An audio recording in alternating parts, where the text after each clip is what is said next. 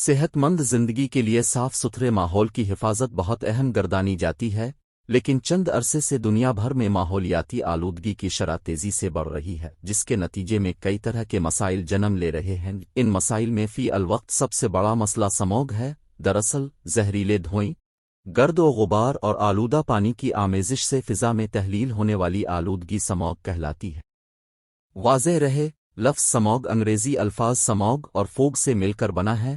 Smog کی عام طور پر دو اقسام ہیں، جس میں سلفور سموگ اور فوٹو کیمیکل سموگ شامل ہے۔ سلفور سموگ کو لندن سموگ اور فوٹو کیمیکل کو لاس اینجلس سموگ کہتے ہیں۔ دنیا بھر میں پہلی بار سموگ کا لفظ 1950 کی دہائی میں استعمال ہوا، جب یورپ اور امریکہ کو پہلی بار صنعتی انقلاب کی وجہ سے فضائی آلودگی کا سامنا کرنا پڑا تھا۔ ہمارے ملک میں سموگ کے مسئلے نے 2015 میں اس وقت شدت اختیار کی جب موسم سرما کے آغاز سے قبل لاہور اور پنجاب کے بیشتر علاقوں کو شدید دھند نے اپنی لپیٹ میں لے لیا تھا۔ پاکستان میں سموگ اکتوبر سے جنوری تک کسی بھی مہینے میں ظاہر ہو سکتی ہے، جبکہ شدت 10 سے 25 دن تک طویل ہو سکتی ہے۔ پاکستان میں سموگ کی وجوہ میں بھارت کا ایک بڑا حصہ ہے۔ وہاں فصلوں کی باقیات جلانے سے آلودگی پیدا ہوتی ہے، جو ہوا کے ذریعے پاکستان خصوصاً لاہور میں آتی ہے۔ یہی وجہ ہے کہ لاہور دنیا کا آلودہ ترین شہر بن جاتا ہے۔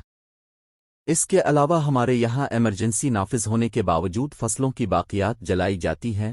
فوسل فیول، مختلف گیسز کے اخراج سے بھی ماحول آلودہ ہوتا ہے، جبکہ کوڑا کرکٹ جلانے سے زہریلے مادے ہوا میں رہ جاتے ہیں، جو سموگ کی شکل اختیار کر لیتے ہیں۔ سموگ سے فوری ریلیف صرف بارش ہی سے ممکن ہے۔ رواں برس پنجاب میں سموگ کی صورتحال خطرناک صورت اختیار کر چکی ہے، جس کے پیش نظر متاثرہ علاقوں میں ماسک پہننا لازمی قرار دیا گیا ہے، جبکہ تادم تحریر لاہور ہائی کورٹ نے سموگ کے 22 جنوری کے آخر تک ہفتے کے روز تمام تعلیمی ادارے بند رکھنے کا حکم بھی دیا ہے۔ عالمی ادارہ صحت لاہور کو ایشیا کا سب سے زیادہ فضائی آلودگی والا شہر قرار دے کر حکومت کو متنبع کر چکا ہے کہ اس حوالے سے فوری اقدامات کیے جائیں۔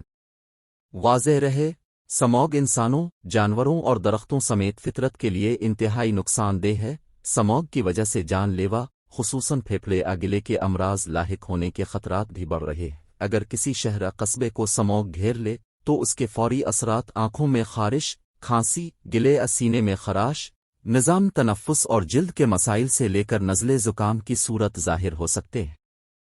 سموگ دمے کے مریضوں میں دورے کی شدت بڑھا دیتی ہے۔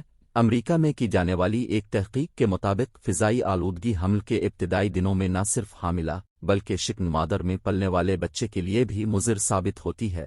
اس لیے حمل کے ابتدائی 3 ماہ احتیاط کے متقاضی ہیں۔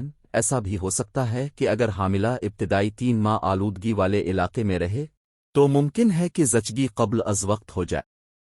چونکہ حاملہ کا ابتدائی ڈور خاص نگہداشت اور دیکھ بھال کا تقاضا کرتا ہے، تو اس بنیاد پر یہ سفارش کی گئی کہ حاملہ کی رہائش فضائی آلودگی سے پاک اور صاف ستھرے علاقے میں ہو، یعنی جہاں ٹریفک کم سے کم ہو، دھواں اور گرد و غبار نہ ہو، تاکہ حاملہ اور بچے کی صحت پر مفید اثرات مرتب ہو سکیں۔